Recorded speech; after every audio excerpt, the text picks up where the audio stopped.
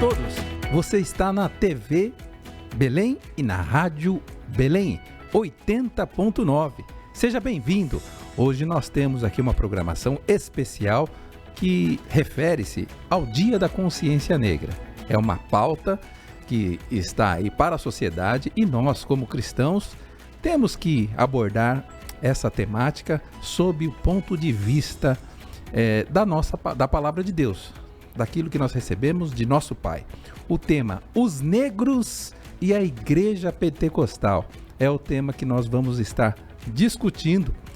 Vamos falar aqui sobre a influência do pentecostalismo, sobre a vida dos negros e a influência dos negros no crescimento do movimento pentecostal brasileiro. Para isso, temos aqui dois participantes que desde já eu já quero apresentar.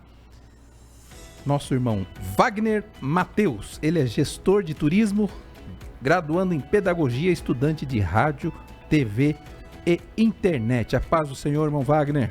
A paz do Senhor, pastor. Quero cumprimentar a todos da TV e rádio Belém.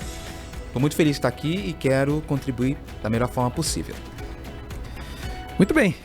Temos também a nossa irmã Silvia Gomes, assistente social, especialista em gestão de projetos sociais, pesquisadora sobre histórico do sistema prisional do Brasil. A paz do Senhor, irmã Silvia Gomes. A paz do Senhor, pastor. É um grande prazer poder estar aqui. Muito obrigada pelo convite. A toda a equipe aqui da Rádio AD Belém e todos os ouvintes também. Muito bom, nós queremos sim agradecer ao nosso pastor presidente, pastor José Wellington da Costa Bezerra. Queremos agradecer também ao presidente da nossa convenção, pastor José Wellington Costa Júnior. Agradecemos também a Rádio e TV AD Belém, na pessoa do nosso amado, querido irmão Márcio. Que Deus continue abençoando e que Deus continue proporcionando à comunidade evangélica no todo essa oportunidade de discutir os temas que são atuais na sociedade. E meus amados, antes de abordar o tema, eu gostaria aqui de estarmos analisando algumas questões pertinentes à questão dessa temática tão complexa e para muitos, no âmbito evangélico, no âmbito cristão, até polêmica. Eu, pastor John Robson Moreira, nós somos descendentes aí tanto de negros, portugueses, indígenas. Existe uma mistura muito grande. Mas logo no início aí da chegada da minha família ao Brasil, a minha avó, eu tive a informação. São informações ainda tênues e informações que nós tivemos que buscar muito. Mas os meus avós, eles tiveram uma ligação muito grande com a questão até da escravidão.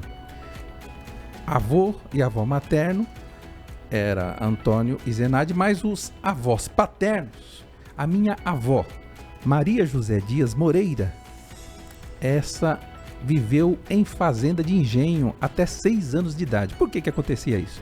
Acontecia isso por causa que a Lei Áurea, ela se deu lá pelos idos do final do século 19, 1888, 1889, e demorou um tempo para que os escravos pudessem usufruir dos benefícios da legislação. Então, tá aí, minha avó, Maria José Dias Moreira, casou-se com Nicodemos Alves Moreira. Nicodemos, meu avô, ele foi pastor, foi presbítero na igreja Assembleia de Deus, ali na região de Volta Redonda. Meus avós eram de Minas Gerais e nós ficamos muito contentes e alegres por tudo isso que aconteceu com eles, porque é muito bom sabermos que hoje temos liberdade, temos condições de estarmos aqui com liberdade. Nossos ancestrais tiveram um tanto quanto de dificuldade, não é isso, irmã Silvia? Verdade, sim. Muita dificuldade em relação àquilo até que a sociedade vivia. Perfeito. E nós, graças a Deus, né, Wagner? É isso aí. Pastor, ouvindo o senhor falar, eu me lembro que na minha infância eu ouvia, eu ainda ouço a minha mãe falando e ouvia as minhas tias mais velhas, tias avós, falando também do relato tanto o meu, é claro, não o nome, mas o sobrenome, tanto de pai e mãe, são oriundos da África, né? Meu nome é Wagner da Cruz Mateus. E eu ainda ouço relatos de quando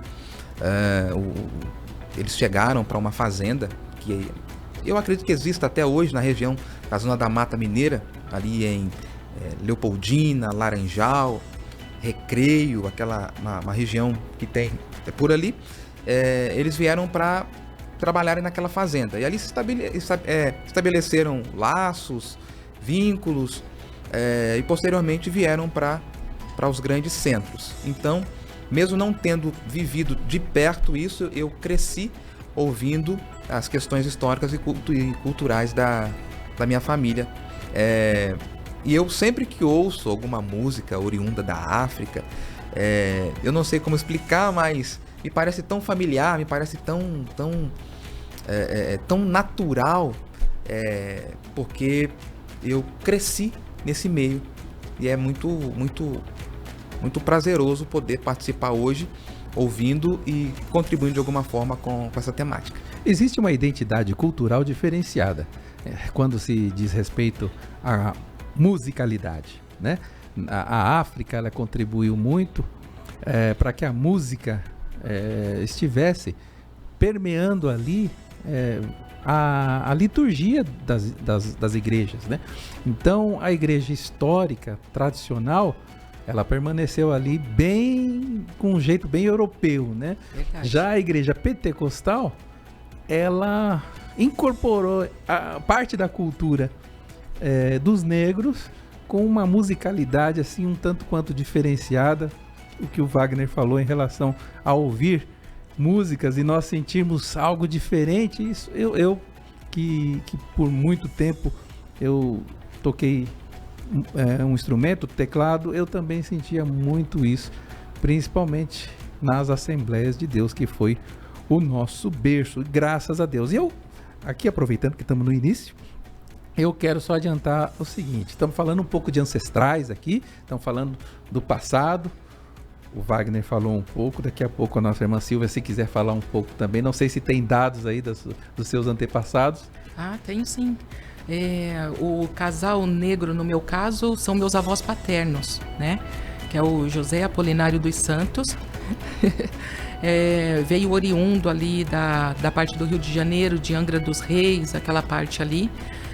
Adentrando em São Paulo, foi descendo e estabeleceu residência na região de Pedro de Toledo, Itariri, por ali, onde meu avô coordenava alguns sítios, que na época trabalhava com ouro verde, que era importação de banana, né? E até hoje, lá nessa região, ainda depois de tantos anos que meu avô é falecido, o pessoal regional conhece o velho Apolinário pela influência que ele teve, né, na época. Eram cristãos? Na região dele. Não eram cristãos. Eram já mais ligados à religião católica, porém com o viés das matrizes afros, né? Entendi. Aqueles católicos. Meu avô também, Nicodemos, ele tinha ligação com o espiritismo, mas aceitou Jesus, conheceu a palavra. Depois de um tempo, participou de uma evangelização ali no sul de Minas Gerais. Depois foi para Barra Mansa. Em Barra Mansa, na Igreja Assembleia de Deus, sim, ele foi acolhido, amado, um trabalho missionário espetacular em Barra Mansa. A família toda nossa era da Assembleia de Deus. Depois ele foi para uma outra cidade, no Rio de Janeiro mesmo. Só que olha que interessante. Já participei dessa história, inclusive com o nosso presidente, pastor José Wellington Júnior. Meu avô, quando ele saiu de Barra Mansa e foi para uma outra cidade, na outra cidade, o outro ministério, a outra igreja, que era do mesmo ministério, não reconheceu o meu avô como presbítero. E aquilo ali deixou alguns da família bem revoltados, alguns saíram da Assembleia de Deus, mas meu avô, por isso que eu falo que a geração anterior é bem resiliente. Meu avô continuou fazendo tudo que ele fazia antes, sem o título. Por que não teve o título? Mas não importa, né? Mas ele continuou ali nas Assembleias de Deus e até hoje um trabalho muito reconhecido. Dos 5 filhos que meu avô teve, 2 continuaram nas Assembleias de Deus. Meu pai, inclusive, foi maestro de coral, de vários corais aí, e eu fui seguindo a trilha na parte musical durante muito tempo também. Então, temos um acolhimento da igreja pentecostal e vamos discutir aqui até que ponto será que existe algum tipo de problema na área racial na igreja evangélica. Meu avô está aparecendo na foto ali, esse é o avô Nicodemos, meu avô Nicodemos Alves Moreira, e a minha avó, uma fotinho logo abaixo, é coisa bem antiga, né?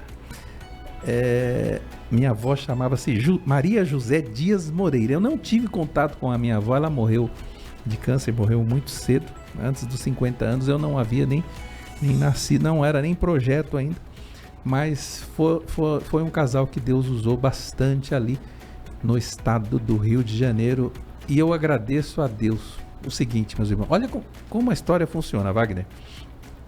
Daqui a pouquinho você vai falar de raça aí pra gente, né? Mas dos 5 filhos do meu avô, um veio para São Paulo.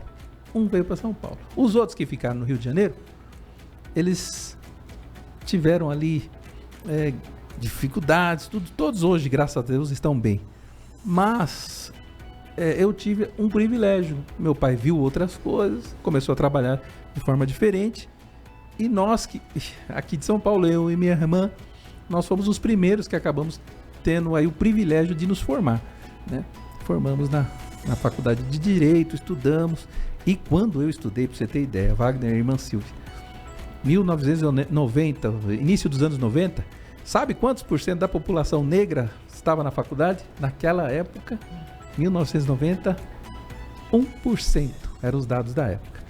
1%. E hoje em dia, graças a Deus, várias ações também, chamadas ações afirmativas, né? Ações do governo, têm propiciado isso. Eu queria pedir para o Wagner, então, falar um pouco aí da questão racial sobre o enfoque cristão. O nome raça é um pouco forte, né? Eu acho a denominação raça, eu acho, compartilhava com os irmãos aqui, na exibição do gráfico que vocês estão vendo agora, nós temos aqui a formação, na verdade, inicial. Segundo a Bíblia, nós somos oriundos do nosso Deus, obviamente, né? Então, posteriormente a isso, nós tivemos aí uma matriz, uma forma adâmica, que deu a origem aí à formação dos povos. Posteriormente, veio também o dilúvio, que houve aí uma miscigenação de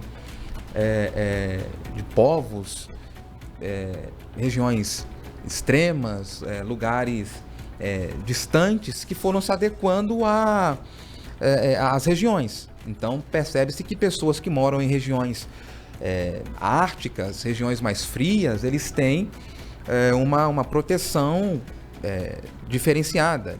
O corpo é mais peludo, a formação do nariz, como o ar é rarefeito, assim como também na região africana, regiões muito quentes, enfim. Então, as características físicas vieram acontecendo ao longo do avanço e do crescimento da humanidade.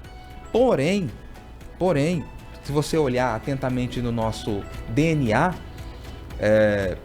muito mais de 95% do nosso DNA é idêntico. Existem apenas algumas características que diferem por questões coloquiais. Porém, nós vemos que o nosso DNA, pura e exclusivamente, está formado e formatado em Deus. A olho nu assim não se vê nenhuma diferença.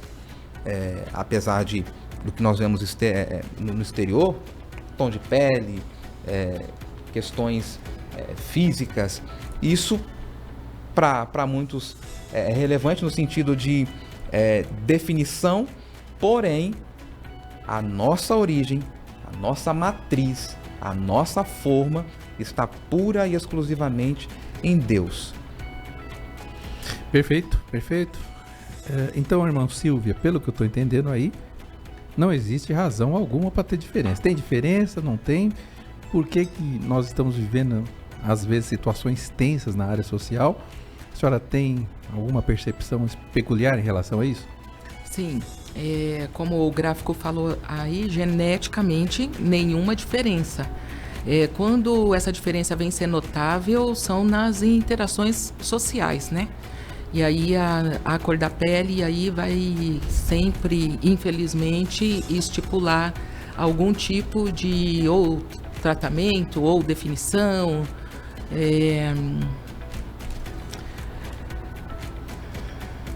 Não foi, me emocionei.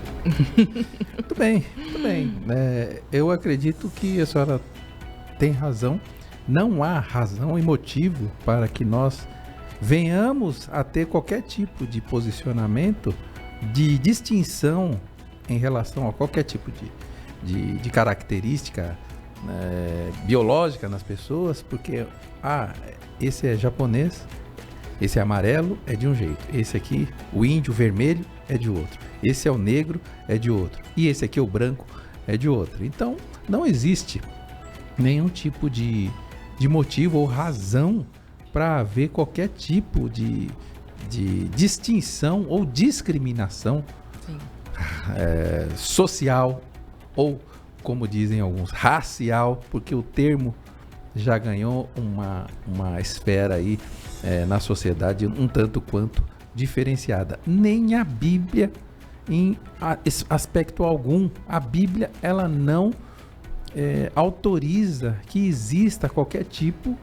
de diferenciação entre homens, mulheres, negros, brancos, vermelhos. Não existe esse tipo de diferenciação que é realizado pelo homem com características que eu entendo que são culturais.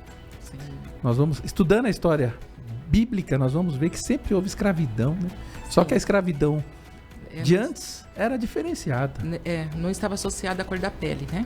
Não estava associada à cor da pele, às vezes estava associado a algum tipo de perda numa guerra. Sim. Ou ideologias. O primeiro tipo de escravidão que existiu ali, noticiada na Bíblia em larga escala, é a escravidão do povo de Israel. Sim. E o povo foi escravizado pelo Egito.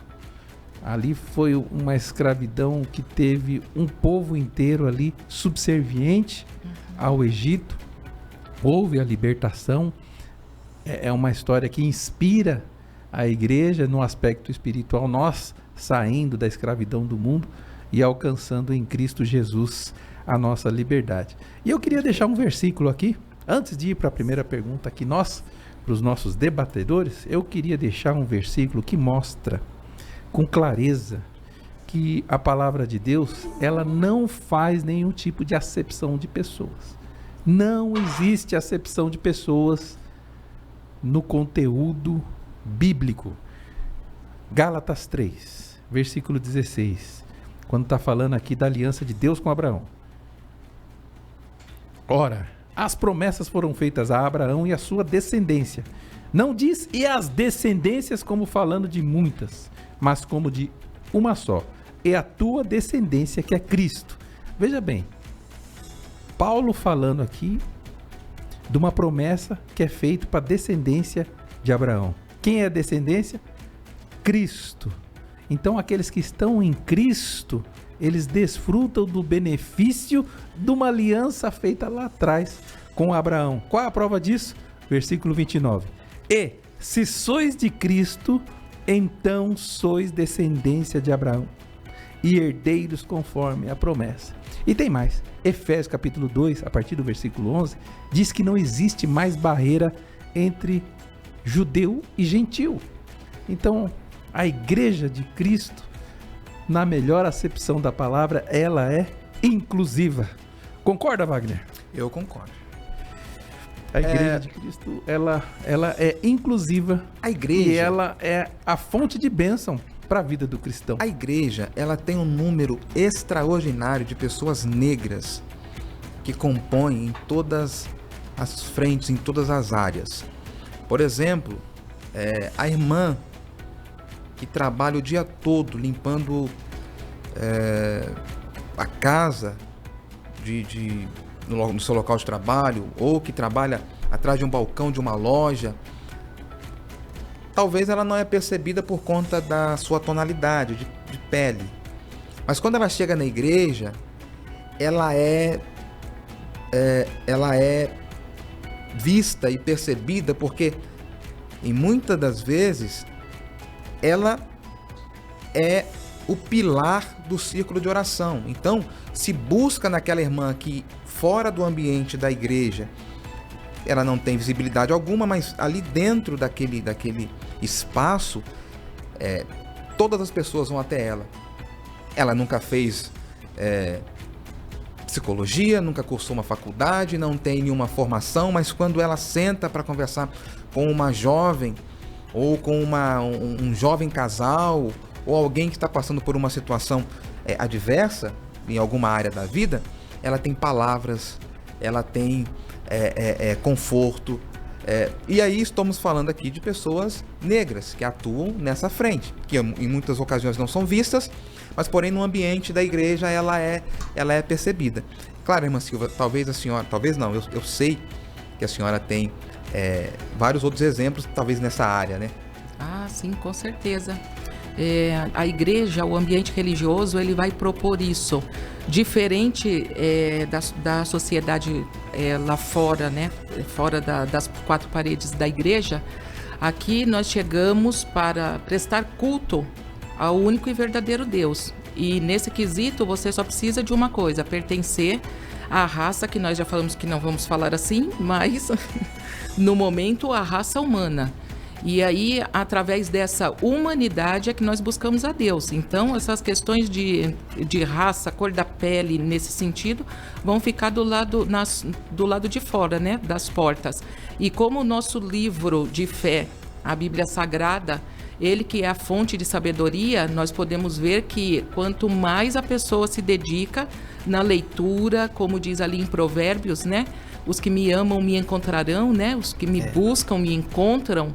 Então, o que justifica essas palavras sábias, que o mundo acaba não entendendo, porque como pessoas leigas conseguem ter uma palavra para resolver, às vezes, né, um problema numa família, para manter a comunhão ali no círculo de oração, no círculo social da igreja, sempre através desse livro poderoso, que não faz acepção de pessoas, como nosso pastor aqui já colocou nessa tarde. E glória a Deus por isso, né? E porque parece que com Deus a situação até um tanto quanto invertida. Porque enquanto a sociedade ela tem escolhas, ela define uns melhores do que os outros, Cristo, quando veio à Terra, ele foi se relacionar exatamente com os cegos, os pobres, a prostituta. Existe um livro que fala sobre o reino de ponta cabeça, né? Então o reino de Cristo, do ponto de vista humano, é quase muito difícil de ser entendido, porque o homem pensa de um jeito, Deus vem e trabalha de outra forma, de uma forma que surpreende muita gente e surpreende nós mesmos, porque ele acaba alcançando aqueles que verdadeiramente têm o coração voltado a Deus. E eu vou entrar aqui então na questão do pentecostalismo nessa situação toda. O pentecostalismo é um movimento popular. A fundação ocorreu com um pastor chamado William James Seymour. O próprio Seymour, no início do século XX, ele sofreu preconceito nos Estados Unidos, mas o ênfase na doutrina da santidade e o revestimento com o batismo do Espírito Santo apontaram para um diferencial na abordagem do cristianismo até então. Então o que acontecia? Um pouco antes, o Wesley ele já pregava sobre santidade. O Wesley começa um avivamento. O Wesley, inclusive, tem vários escritos condenando a escravidão. É interessante que se ressalte isso. No início do século XX, William Seymour vai pelo mesmo caminho de Wesley, só que naquele grupo, naquele movimento, algumas pessoas começam a ser batizadas no Espírito Santo. Então os negros nos Estados Unidos, ali na Rua Azusa, começam a se aproximar do movimento pentecostal. Por tais razões, identificando-se então receptores da presença do Espírito Santo, os negros, eles passam a ter, William Seymour, tá? O reverendo William Seymour. Então, a pergunta que eu deixo aqui para a irmã Silvia e para o Wagner. Houve uma identificação, então, desse movimento com as classes mais necessitadas da sociedade. Nós estamos falando aqui dos negros, mas isso também alcançou os pobres, né? Aqueles que não tinham tantas chances. As igrejas nominais, denominacionais da época, as igrejas históricas, elas estavam tanto quanto um pouco mais elitizadas. É isso, irmã Silvia. O pentecostalismo acabou alcançando as classes mais baixas da sociedade? Eu penso que quando houve assim reacender essa chama pentecostal, voltou-se a obedecer o que Jesus havia dito, e de pregai. Então, quando os crentes ali revestidos do poder do Espírito Santo, eles voltaram, eles retomaram, vamos dizer assim, a pregação do Evangelho. E essa pregação não era para classes sociais de pessoas, né? Era para uma classe específica de pessoas, classe social. Não, era para todos. E aí, se nós formos ver, considerando, se for, por exemplo, a realidade aqui do Brasil, se os pobres receberam Jesus ali nessa época, início do século XX, final do século XIX, o quão eram grandes essas massas. Então, recebendo a palavra, com certeza a visibilidade no meio dos povos mais pobres e negros, com certeza ela foi gritante naquele momento. Então o pentecostalismo, ele não tem início no século XX. Começa lá em Atos 2. Com certeza, sim. Começa lá em Atos 2, é uma verdade tão forte, tão importante, né, presbítero Wagner? Ressaltando aqui que, além de negro, o reverendo Seymour, ele também tinha uma limitação, né? Ele era cego de um dos seus olhos, e acompanhava o culto num galpão anexo, num espaço anexo aos cultos que aconteciam ali. Então ele ficava separado dos demais. Parte disso influenciou também as outras pessoas, porque ainda assim ele não abria mão de estar ali. Ele não abria mão de, tudo bem, eu posso não estar aí no meio, porém a proposta é uma só. Eu quero Cristo, eu preciso de Cristo, eu quero me envolver com Cristo. Até que ponto Seymour foi pego pelo racismo ou acepção? Ele se envolveu mesmo, deixou que a presença tomasse conta e, portanto, que aqui hoje estamos falando sobre ele e dentre tantos outros personagens, né? Mas em foco, bem no início, houve muita resistência, além por conta da tonalidade de pele e também por algumas características físicas. Isso, nos dias atuais, vem tentando ser justificável ou, de alguma forma, algumas pessoas vêm tentando reparar esse erro, mas fica como exemplo aí que a perseverança, a persistência, ela deve ser constante, independente da situação. Ah, sim, com certeza. E uma situação complexa, porque falar em racismo nos Estados Unidos no início do século, hoje ainda é complicado lá. Imagine no início do século XX. Então, William Seymour, ele é uma referência para o pentecostalismo mundial atual, né? Muito bem, vamos passar agora para a segunda parte. Falamos um pouco, mas eu acho que existe algo interessante antes de nós passarmos para a segunda parte. A ênfase no batismo com o Espírito Santo está num fator cuja que precede, muito importante. O que tem que preceder a busca do batismo com o Espírito Santo é a busca da santidade, né? Então a pessoa busca a santidade primeiro, se santifica, ela já passou por um processo de regeneração, aceitou Jesus, né? Para aceitar Jesus, ela confessou o Senhor, então ela se arrependeu dos seus pecados, começou o processo de regeneração, entrou no processo de santificação e alcançou o batismo com o Espírito Santo. Isso para algumas pessoas demora um pouco, para outras é mais rápido. Eu já vi, por exemplo, uma pessoa aceitar Jesus, o Senhor ali revelar uma situação na vida dela, que ela precisaria confessar, uma gravidez indesejada, sem casamento. A pessoa começa a chorar. O pregador pergunta: você aceita Jesus como Senhor? Ela levanta a mão e diz: eu aceito como Senhor.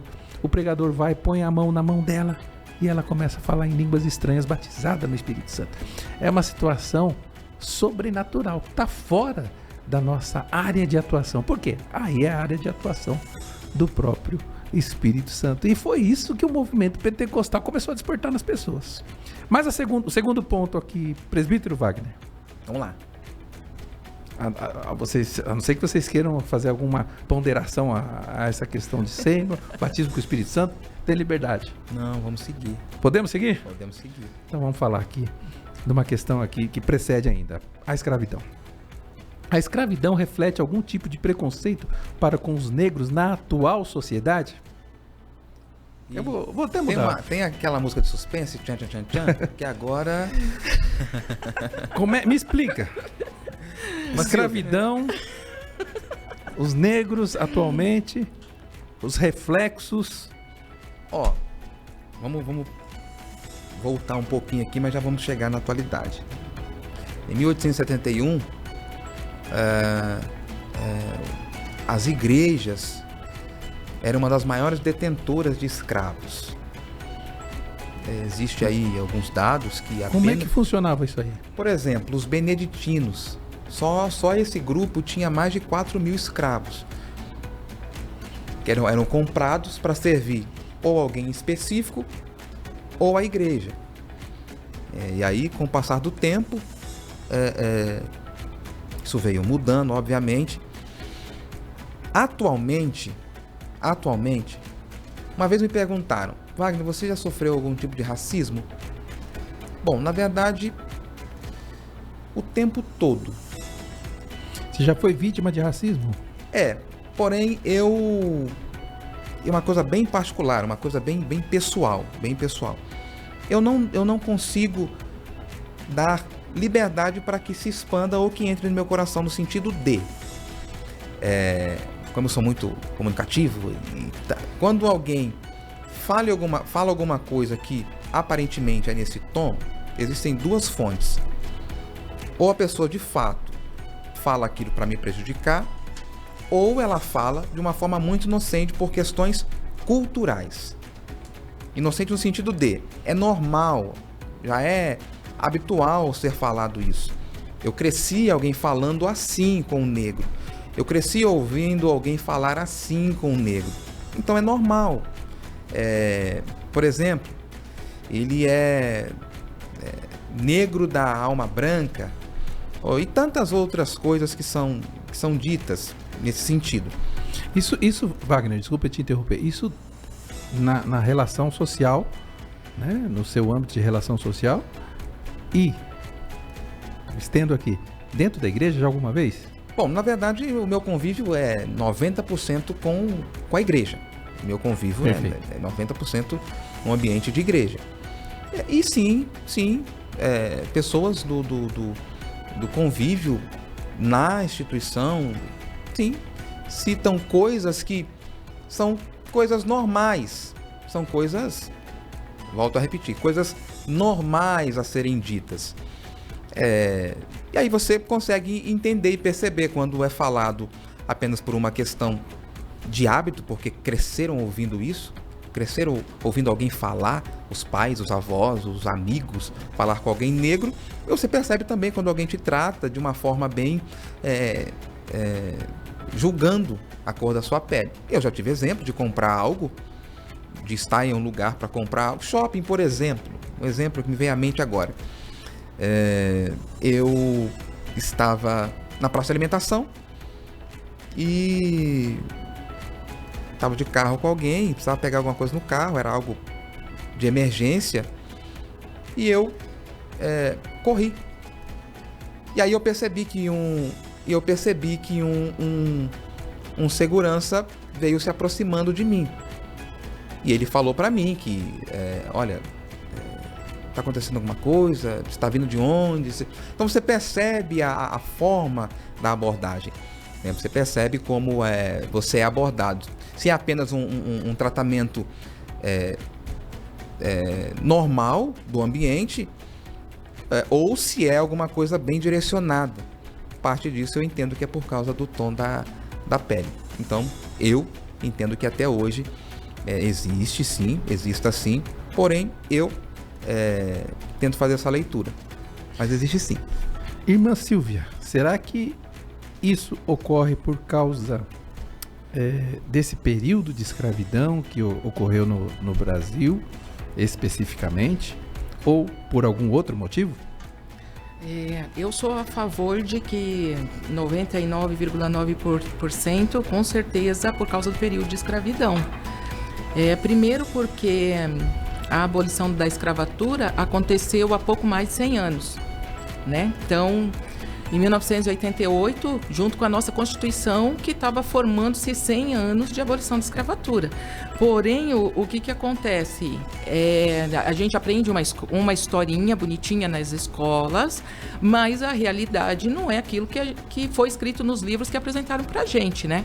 A abolição da escravatura foi um plano político, porque no ano seguinte seria a proclamação da República, e uma república não podia ter a sua mão de obra baseada no escravagismo.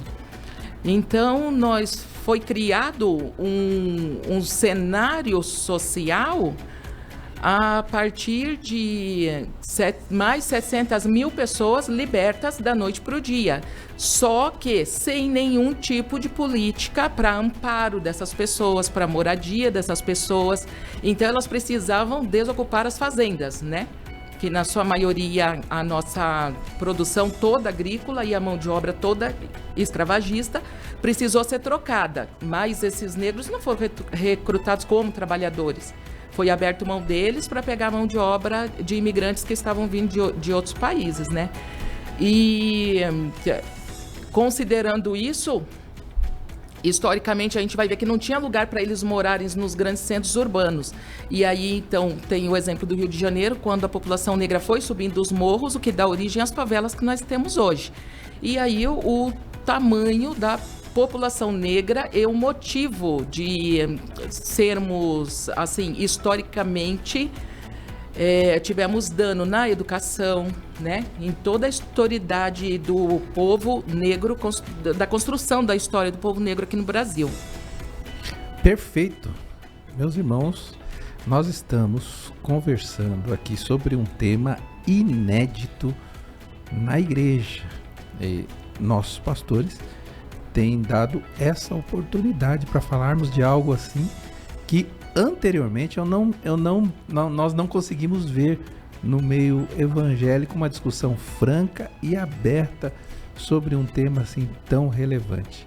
É a prova que, graças a Deus, no meio aqui, Assembleia de Deus, Ministério do Belém, existe acolhimento, existe igualdade em termos de comportamento e tratamento para com todos, porque senão não teríamos nem espaço para tratar de um assunto tão relevante e tão impactante, porque realmente a escravidão, conforme disse aqui a professora, a nossa irmã Silvia, ela trouxe reflexos em nossos antepassados, que eu creio que eles eram mais resilientes, mas muitos negros hoje, eles padecem por causa de uma ausência de oportunidade passada. Mas vamos continuar. A história não para por aí. E a pergunta seguinte é a seguinte. É ruim. A pergunta é a seguinte. O pentecostalismo, então, é uma opção espiritual para os excluídos da sociedade. Aí não é só os negros, né? Aí tem vários aspectos. Agora eu vou começar pela irmã Silvia. Ok. Pode tomar água, então. Uma das alternativas para esse povo tão sofrido, irmã Silvia.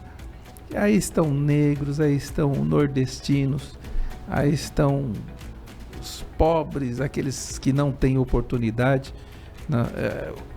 No pentecostalismo, o que acontece? Que essas pessoas acabam tendo aí uma oportunidade. Ou seja, é uma forma das pessoas se aproximarem, dos excluídos se aproximarem espiritualmente de Deus? Vamos lá, né? Quando nós falamos do excluído, nós vamos ver que essa pessoa, ela está, por algum motivo, se sentindo estigmatizada, ou que seja por vulnerabilidade social, emocional, né? E nós vemos que no caso da população negra, também incluída aí dentro das exclusões, né? Só fazendo um gancho aqui, pastor, na pergunta anterior, vai falar sobre o preconceito, né? E aí para grudar aqui com essa, o preconceito, eu gosto de ver ele da maneira como ele é da pessoa que pratica, não da que recebe, né? Ouvindo a fala do nosso presbítero irmão Wagner, e ele falando assim, eu não permito que isso venha interiorizar. Então, quando eu vejo alguém cometendo preconceito com outra pessoa, eu olho para quem está cometendo e fico pensando, qual que é o propósito, né, a visão de mundo dessa pessoa para chegar nessa verbalização.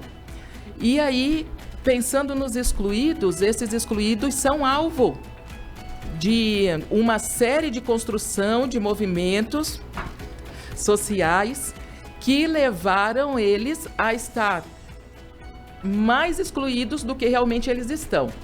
E aí o que acontece? Quando vem para a igreja, quando vem para o movimento pentecostal, exclusivamente falando aqui nesse momento, essa pessoa recebe de volta a dignidade, a visibilidade, ela vai se sentir útil, ela vai se sentir vista. Por quê? Por causa que dentro do meio cristão não vai ter acepção de pessoa. E nós vamos ver assim a mudança gerada lá fora na sociedade. No caso assim, até no livro que penso que o senhor vai falar dele daqui a pouco, que foi dado como referência para que nós estudássemos, é a religião do livro. Então a pessoa que não teve acesso à educação, quando ela tem contato com a fé, que recebe uma Bíblia, se ela não sabe ler, a primeira coisa que ela vai procurar fazer é ler. Através dessa leitura, ela vai recebendo, vai mudando a visão de mundo dela, vai mudando o lugar dela na comunidade. Eu gostaria de dar um exemplo. Eu trabalho no setor de capelania. Eu sou a responsável técnica que entrevisto os novos voluntários que vão atuar nos ambientes de internação coletiva. E uma das prerrogativas, na hora de apresentar a documentação, é que ela esteja toda organizada, as vacinas estejam em dia. E eu entrevistei um senhor que eu me emocionei e parei a entrevista na metade, porque eu falei assim, olha, o RG não pode ter mais do que 10 anos, precisa ser atual, fui explicando, né? Precisa estar com a vacina em dia, né? E aí ele falou para mim, eu só tive esse RG, que ele veio do Nordeste, tirou o RG quando chegou aqui em São Paulo, não tinha antes. E ele falou assim, a única coisa que eu uso o meu RG é para quando eu vou trabalhar nas obras, porque eles não sabem escrever meu nome, então eu dou meu RG para eles escrever. Ninguém nunca me falou que isso tinha data, que era importante a data de expedição. E através daquele trabalho ligado à igreja evangélica, ele falou para mim assim, é a primeira vez na minha vida que eu estou sentindo a dignidade da pessoa humana.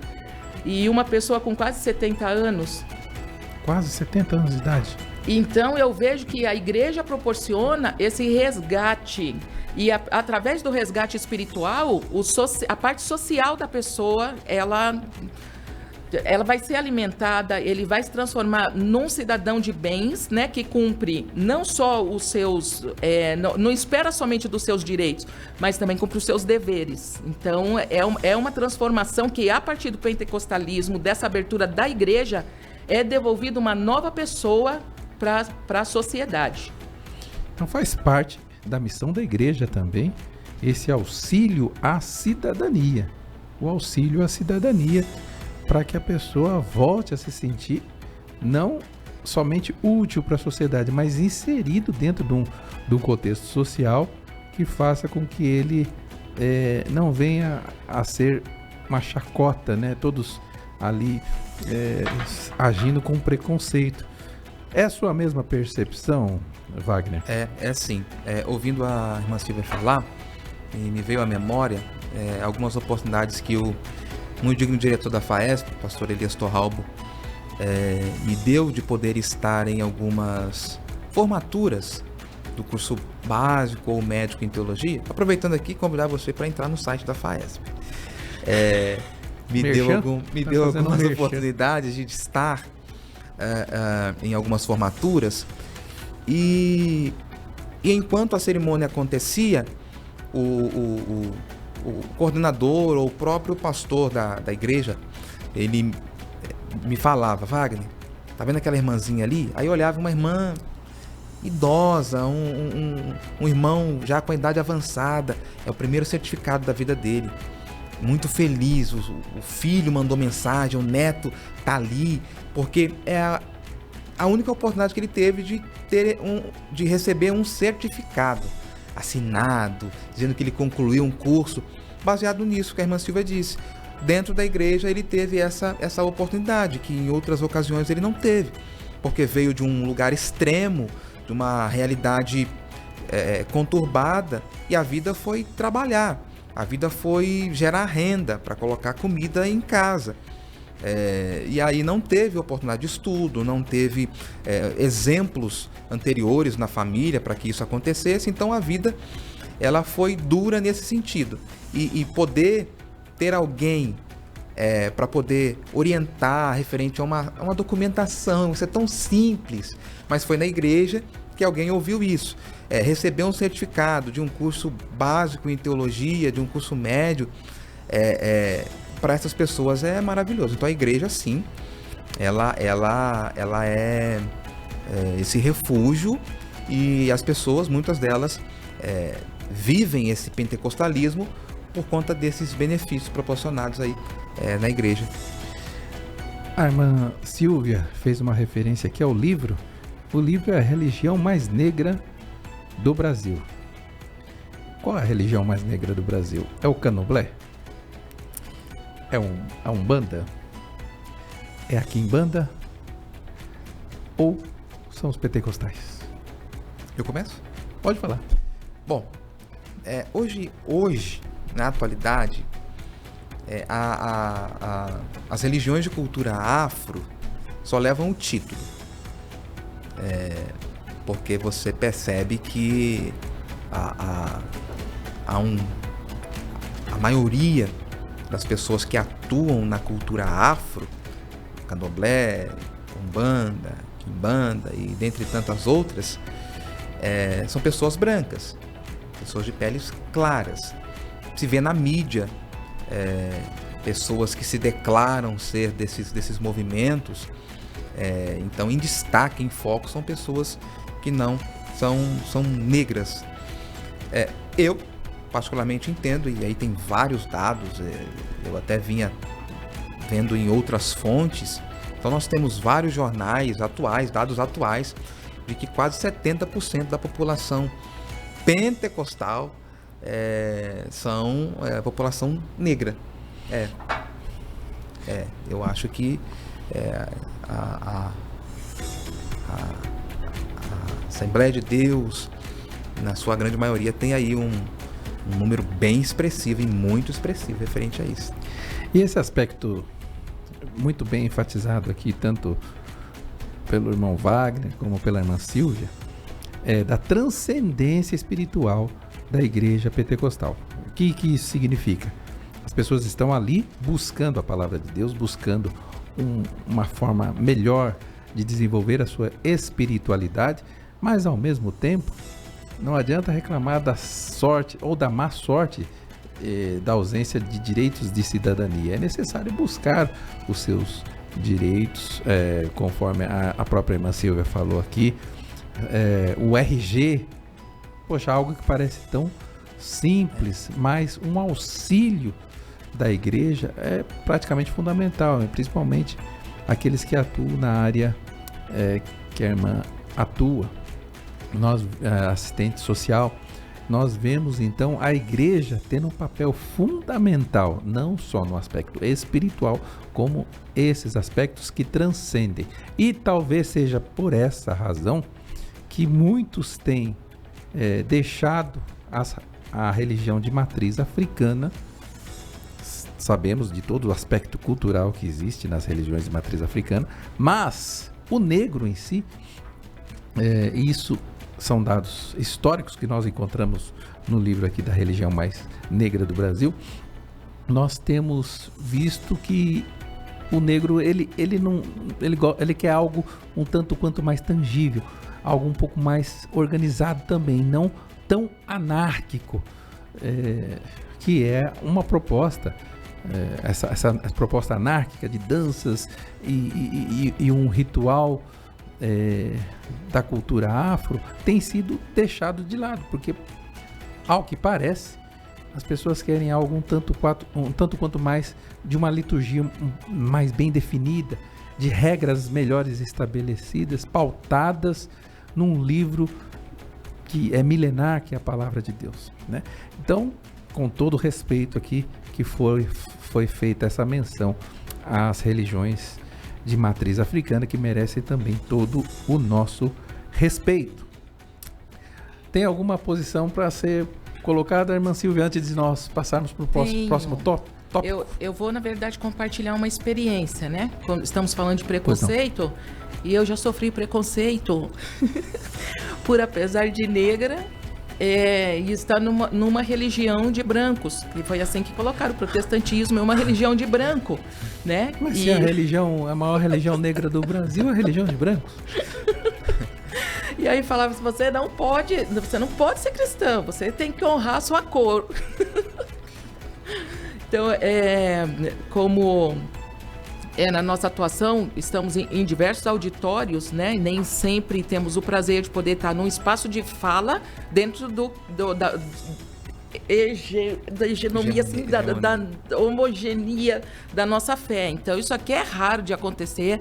Estou muito feliz com essa abertura. Parabéns para a direção do programa, para o nosso pastor Wellington, nosso pastor que nós chamamos carinhosamente o pastor do Wellington, que abriu esse espaço aqui. Porque até para a pessoa que vem dessa religião de matriz afro, ela precisa de ter uma resiliência, de ter uma colocação até no meio da própria família para romper com essas tradições que foram culturalmente instaladas ali, para poder participar de algo novo, dessa proposta que para aquela família seria nova, né? Respeitando o direito dela, né, de escolha, Sim. né? A pessoa conhece a doutrina cristã e quer servir a doutrina cristã, ela pode exercer o seu direito. Nós estamos num país democrático, um país onde temos que respeitar todas as religiões, e a Bíblia ela age quando orienta os seus filhos a nós anunciarmos o Evangelho de Cristo, mas sem denegrir. Não podemos usar a palavra denegrir mais, né? Sem estigmatizar, exatamente. Sem estigmatizar nem outro tipo de pensamento. Por isso que a proposta bíblica de evangelização sempre está no diálogo, fundamentado na palavra de Deus. Vamos para o último tópico aqui? Já? Falei? Último tópico aqui, senhores, está sendo muito bom. Eu vou falar aqui um pouquinho do livro. A religião mais negra do Brasil, que são os pentecostais. E aqui no livro ele enfatiza. Qual é o nome do autor? O nome do autor é Marco David Oliveira. Existe uma ênfase aqui não só na Assembleia de Deus, mas em todas as igrejas pentecostais. São dados colhidos que constam aí na literatura que acabamos de mencionar. O fundamentalismo religioso. Vamos lá, a parte um pouco difícil agora. Fundamentalismo religioso, o pentecostalismo e a igualdade de todos os povos. É possível adequar todos esses elementos? É uma pergunta tripartida. Agora eu vou começar com o presbítero Wagner. É possível, Wagner, alinhar tudo isso, servir a Deus e ao mesmo tempo encaixar todo esse sistema complexo aí que abrange teologia sistemática e legislação? Bom, esse é o mundo ideal, né? Paz a todos os povos. Então, tudo unido, tudo integrado. Porém, há divergências, e eu acho que sempre haverá. Tempos atrás, a teologia, volto a usar como exemplo aqui, né? A teologia não era bem vista no nosso meio, Também, há anos atrás, houve-se uma resistência referente à área pública, à área legislativa. Nós temos visto aí esta junção, nós temos visto a parceria, nós temos visto os benefícios que a igreja tem ao agregar todo esse movimento. Então, eu acredito ser possível, sim, adequar esses elementos. Extremos sempre haverão, ou para mais ou para menos, porém eu entendo que de uma forma harmoniosa é possível nós adequarmos, sim. Porque qual é a acusação, então, de alguns em relação aos pentecostais? Alguns apresentam a acusação de que o fundamentalismo religioso, ele deixa engessado o aspecto da cultura do povo negro, que é um aspecto de maior liberdade, e que o pentecostalismo estaria, em tese, de uma certa forma, sendo vigiado de perto pelas expressões do fundamentalismo religioso. A senhora acredita que é assim, irmã Silvia, ou não tem nada a ver com esse posicionamento? Essa questão é uma questão estritamente de análise da palavra de Deus bíblica, de adequação daquilo que a Bíblia prescreve para a nossa vida como cristão? Não, eu penso que o fundamentalismo religioso, ele vai traçar a partir de uma minoria os pontos para a maioria. E quando Jesus veio à Terra para pregar, ele pregava o arrependimento, né? Os aspectos culturais, tem até a regrinha ali do que pode continuar, do que não pode, né? Referente ao comer sangue, né? Alguma coisa assim, fazer culto aos mortos. Então, tem doutrina, coisa né? Sim, tem coisas que vai atrapalhar, com certeza. Eu vou falar da minha experiência de campo. Hoje, nós temos uma população prisional, especificamente um CPP que eu atendo, onde tem muitas estrangeiras africanas. E elas vieram para Jesus. Então, como é que eu faço? Eu levo um louvor no português e levo um louvor, o mesmo louvor em inglês, o mesmo louvor em Zulu. E aí, quando nós vamos cantar, aí eu falo a parte em português, que os brasileiros vão cantar mais, depois a parte em Zulu, né? A parte em inglês, e sempre as brasileiras sempre estão de uma forma engessada, né? E aí tem até um hino que as crianças cantam quando é culto de missões, que é o Ake Kofananaye, né? Não há ninguém como Jesus. E aí quando cresci cantando esse hino. Estão falando com os brasileiros, é tudo muito engessado, sabe? olhei, olhei e não vi nada. Mas quando é com os africanos, né, já tem aquela ginga própria, né? Olhei, olhei e não vi nada. E aí, nós procuramos fazer isso. Por quê? Aqui no Brasil nós adoramos na nossa igreja de uma forma mais séria, vamos dizer assim, mas eu sei que naquela cultura não é dessa maneira. E se eles fizerem como nós, eles não sentem que estão atingindo, né, a adoração.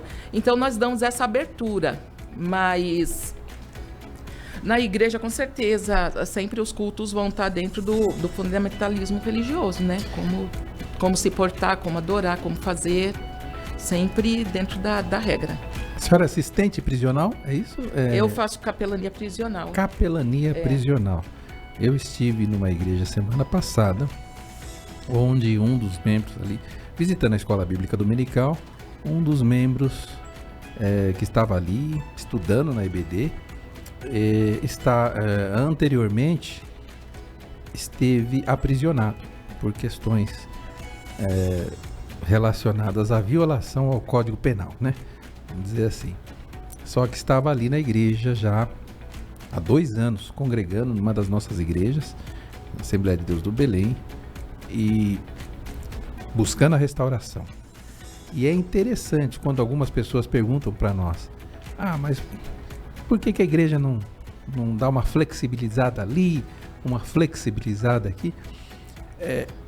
Os nossos irmãos que vêm desse sistema de trabalho, que não é um trabalho lícito, mas que vem do crime, geralmente eles têm algum tipo de aprovação em relação a uma nova conduta de vida, se eles efetivamente se renderem a Cristo, e eles do crime verificarem de longe, eles vão olhar e vão falar assim: não, aquele aceitou Jesus, aquele está frequentando uma igreja, aquele parou de fazer isso, aquilo outro.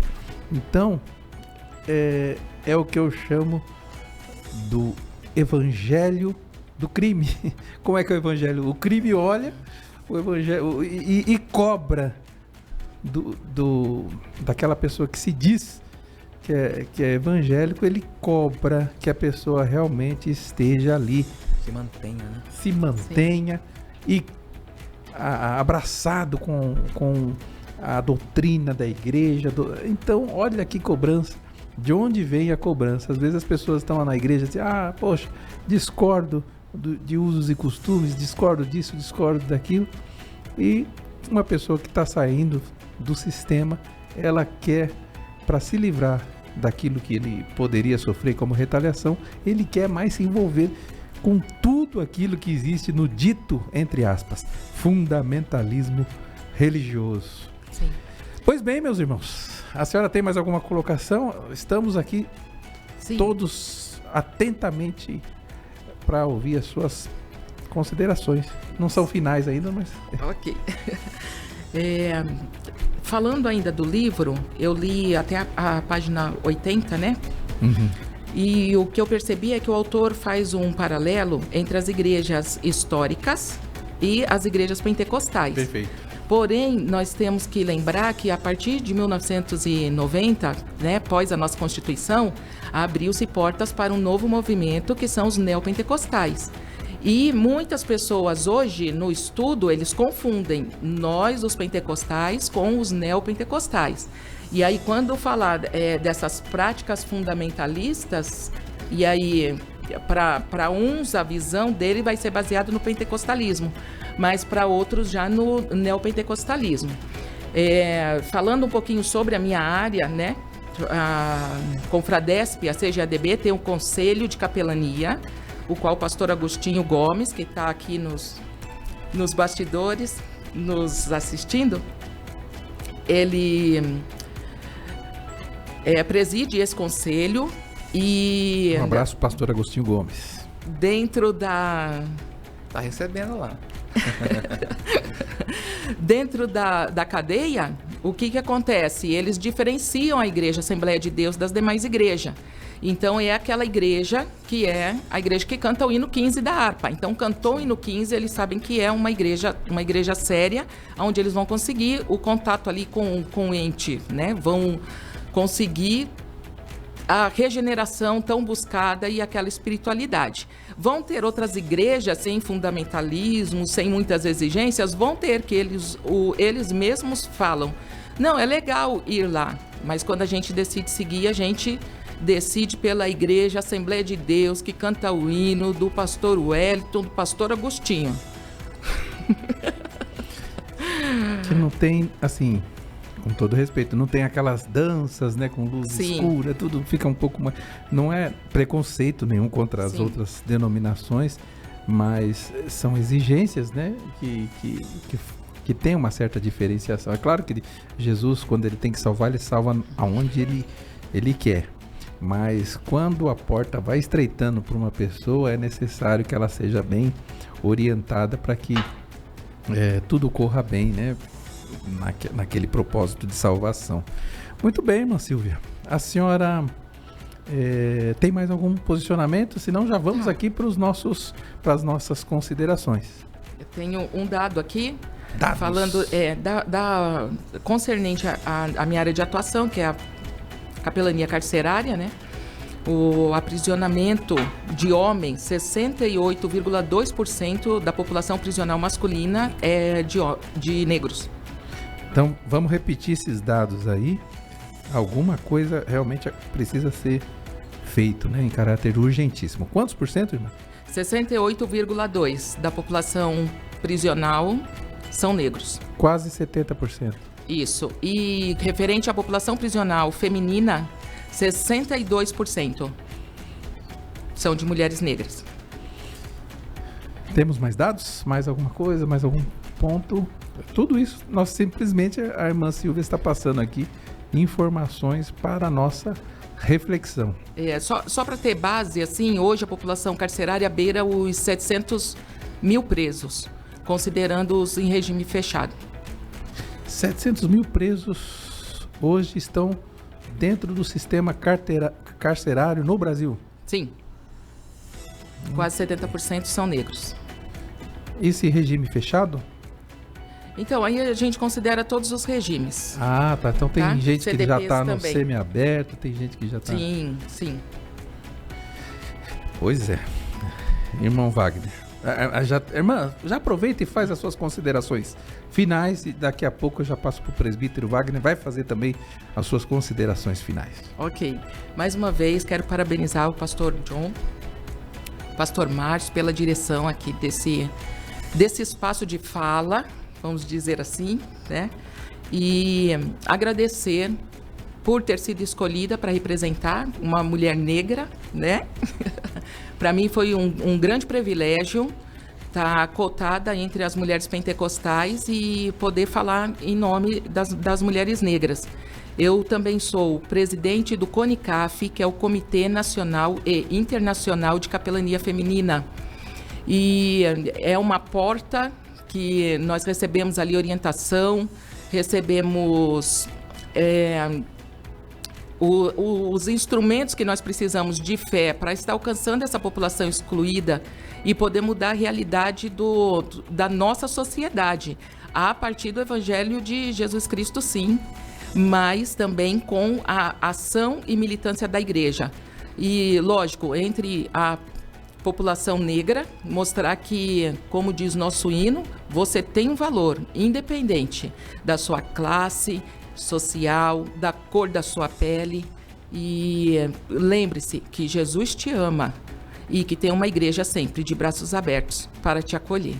Amém? Deus abençoe, irmã Silvia. Obrigada, pastor. Irmã Silvia começou calminha, e agora realmente nós fomos brindados, né? Foi um brinde o que a irmã realmente nos passou em termos de conteúdo, em termos de informação. Obrigada, pastor. Muito bom, que Deus continue abençoando a senhora grandemente. Muito obrigado pela sua presença. Obrigada. Presbítero Wagner, suas considerações. Eu estou muito feliz, louvo a Deus pela oportunidade, louvo a Deus pela vida dos nossos pastores, pastor Zé Wellington Bezerra da Costa, pastor Wellington Júnior, toda essa equipe maravilhosa aqui da rádio, AD Belém. Vocês são uma bênção, tratamento de primeira. Você que ainda não teve a oportunidade de deixar salvo lá no canal do YouTube, ative as notificações, deixa lá salvo para você não perder nada, porque Deus tem feito coisas maravilhosas e você precisa fazer parte disso. Momento único, momento histórico, estamos numa semana histórica, na verdade, né? Estamos numa semana histórica e esse dia é um dia memorável por essa oportunidade de estarmos aqui compartilhando, falando algo referente a isso. Eu não tenho nenhuma formação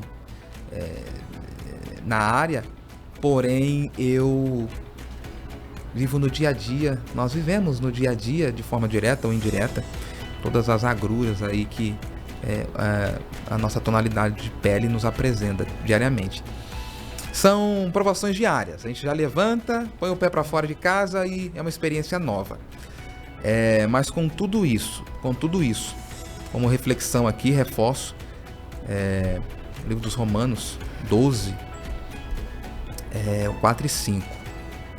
Porque assim como em um corpo temos muitos membros, e nem todos os membros têm a mesma operação. Assim nós, que somos muitos, somos um só corpo em Cristo, mas individualmente somos membros uns dos outros. Aproveitando aqui, esse é um texto que foi usado como base de um escrito do nosso querido irmão Geisel de Paula, que também mando o meu abraço aqui, meu carinho. Ele preparou um material bem interessante para nos disponibilizar, e eu finalizo a minha participação com esse versículo, lembrando a você que, independente da sua tonalidade de pele, a pauta aqui é esta, mas independente da sua tonalidade de pele, independente da sua realidade social, você precisa entender que Jesus, Ele sempre será o autor e o consumador da nossa fé. Então fica firme, não pare, não desista. As pessoas irão te decepcionar, mas fica firme, creia sempre, porque o nosso alvo é o céu, e lá nos encontraremos sem dúvida alguma. Muito obrigado pela oportunidade. Que Deus continue abençoando grandemente sua vida, presbítero Wagner. Deixe o nosso abraço lá na FAESP para o nosso pastor Elias Torralbo. Que Deus continue abençoando todos os que estão ali envolvidos na FAESP. Deus abençoe o senhor também. Obrigado pela participação. Amém. Relevante aqui, testemunhando aquilo que Deus tem feito por intermédio da sua vida, e também relatando aqui todas as situações muito atreladas ao tema. E foi muito bom o senhor ter falado aqui do Geisel de Paula. Nosso amigo, na verdade, ele nos orientou aqui muito em relação à participação no programa de hoje. Fica também aqui o nosso abraço também ao pastor Márcio Melo, nosso orientador. Abraço também ao nosso pastor e agradecimento, Abraço e agradecimento ao nosso pastor José Wellington Bezerra da Costa, nosso pastor também José Wellington da Costa Júnior. Que Deus continue abençoando. Agradecemos pelo espaço, e eu deixo aqui uma pequena reflexão que diz o seguinte. Antes de deixar a reflexão, eu quero também fazer menção aqui a um trabalho que nós temos desenvolvido em Escola Bíblica Dominical em Guarulhos. Eu quero deixar aqui um abraço para todos os irmãos, amigos ali, superintendentes e professores da Escola Bíblica Dominical em Guarulhos. Que Deus continue abençoando cada um dos professores que têm nos ajudado ali no treinamento de professores da Escola Bíblica Dominical, no TPED. Teremos ali aulas relacionadas à formação dos nossos professores da Escola Bíblica Dominical. E o último agradecimento também, trabalhamos ali no núcleo de cidadania da ação social e cidadania da OAB, a Comissão de Ação Social da OAB.